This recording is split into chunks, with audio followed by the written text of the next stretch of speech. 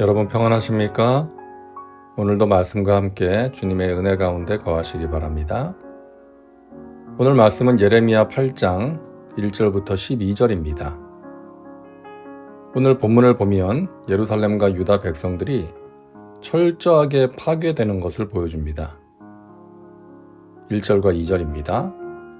야훼의 말씀이니라 그때의 사람들이 유다 왕들의 뼈와 그의 지도자들의 뼈와 제사장들의 뼈와 선지자들의 뼈와 예루살렘 주민의 뼈를 그 무덤에서 끌어내어 그들이 사랑하며 섬기며 뒤따르며 구하며 경배하던 해와 달과 하늘의 무별 아래에서 펼쳐지게 하리니 그 뼈가 거두이거나 묻히지 못하여 지면에서 분토 같을 것이며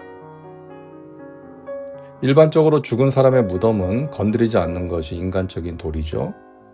그런데 바벨론 군대가 예루살렘에 와서 왕이나 귀족들의 무덤뿐만 아니라 제사장과 선지자들과 모든 주민들의 무덤을 파헤쳐서 뼈를 무덤에서 끊어낸다는 것입니다.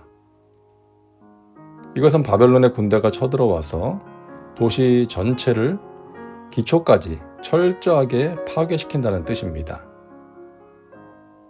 그 이유를 분명히 밝히고 있죠. 그들이 하나님이 아닌 해와 달과 하늘의 무뼈를 사랑하며 섬겼기 때문입니다. 다시 말해서 하나님의 백성들이 하나님의 백성답게 살지 않고 세상 사람들과 다를 것이 없이 살았기 때문입니다. 그것이 하나님 보시기에 악한 것입니다.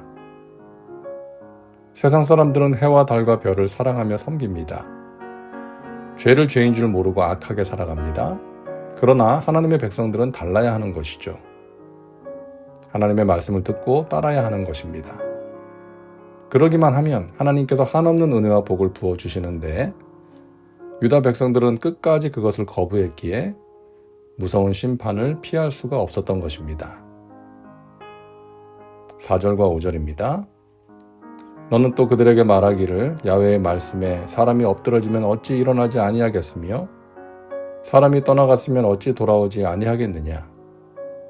이 예루살렘 백성이 항상 나를 떠나 물러가면 어찌함이냐? 그들이 거짓을 고집하고 돌아오기를 거절하도다. 사람은 엎드러졌다가도 일어나기도 하고 떠났다가 돌아오기도 합니다. 하나님의 백성도 유혹에 끌려서 실수할 수도 있고 죄를 지을 수도 있습니다. 그때 중요한 것은 깨닫고 회개하는 것이죠. 넘어졌다가 다시 일어나고 떠났다가 다시 돌아와야 하는 것입니다. 하나님께서는 당신의 백성들이 한 번도 실수하거나 죄를 짓지 않는 완벽함을 요구하시지 않습니다. 인간인지라 얼마든지 실수할 수 있고 때로는 하나님께 반항할 때도 있는 것이죠. 그러나 하나님께서 말씀하시고 경고하시고 깨닫게 하시면 돌아와야 하는 것이죠. 끝까지 그것을 거부하면 하나님께서 때리실 수밖에 없는 것입니다. 6절입니다. 내가 귀를 기울여 들은즉 그들이 정직을 말하지 아니하며 그들의 악을 뉘우쳐서 내가 행한 것이 무엇인고 말하는 자가 없고 전쟁터로 향하여 달리는 말같이 각각 그 길로 행하도다. 하나님은 유다 백성들의 말에 귀를 기울이십니다. 그들이 정직하게 자신들의 행한 악을 뉘우치고 회개하면 얼마든지 용서하시고 회복시켜 주십니다.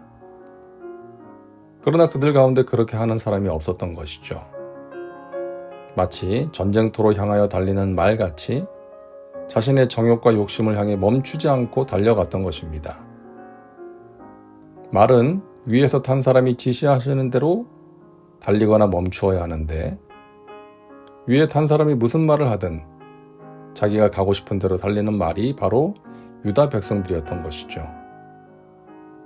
그들은 결국 그렇게 달리다가 낭떠러지로 떨어지고 마는 것입니다. 7절입니다. 공중의 학은 그 정한 시기를 알고 산 비둘기와 제비와 두루미는 그들이 올 때를 지키거늘 내 백성은 야훼의 규례를 알지 못하도다. 전쟁터로 달리는 말에 이어서 또 하나의 비유가 나오는데요. 새들의 비유입니다. 새들은 때가 되면 정확히 떠나고 돌아오는데 한번 떠난 이스라엘 백성들은 돌아올 줄을 모른다는 것이죠. 유다 백성들이 이렇게 무덤이 다 헤쳐질 정도로 철저하게 무너진 이유 중에 하나는 그들에게 올바른 스승이 없었기 때문입니다.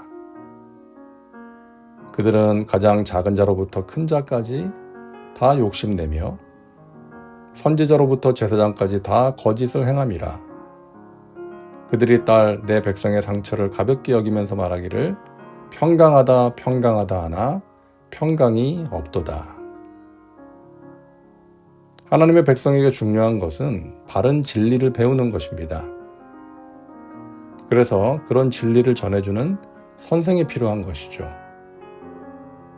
지금 유다 백성들의 죄악이 심각해서 그로 인해 하나님께서 진노하고 계셨음에도 유다의 제사장과 선지자들은 백성들의 죄악을 가볍게 여기면서 평강하다 평강하다 라고 말하고 있는 것입니다. 그들은 하나님께서 주신 진리의 메시지를 전한 것이 아니라 그저 백성들이 듣기 좋은 소리만 했던 것이죠. 의사는 환자의 병을 제대로 진단하고 치료법을 알려주어야 합니다. 환자의 병이 심각한데 괜찮다고만 하면 안 되는 것이죠.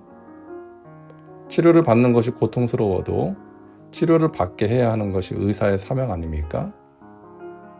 그런데 영적인 의사를 할 수 있는 제사장과 선지자들이 백성들의 중병을 제대로 진단하지도 않고 치료법도 알려주지 않은 채 평강만 외쳤던 것입니다. 그래서 영적인 스승, 목자를 잘 만나는 것이 중요합니다. 오늘날에도 목회자를 잘못 만나서 깊은 상처를 받고 방황하며 하나님으로부터 멀어지는 사람들이 얼마나 많은지 모릅니다. 좋은 목회자를 만나야 합니다. 인기 영합주의의 목회자, 자기 욕망을 이루고자 하는 목회자를 만나면 불행해집니다. 우리와 우리 자녀들이 하나님 앞에 바로 선 진실한 목회자를 만나야 합니다.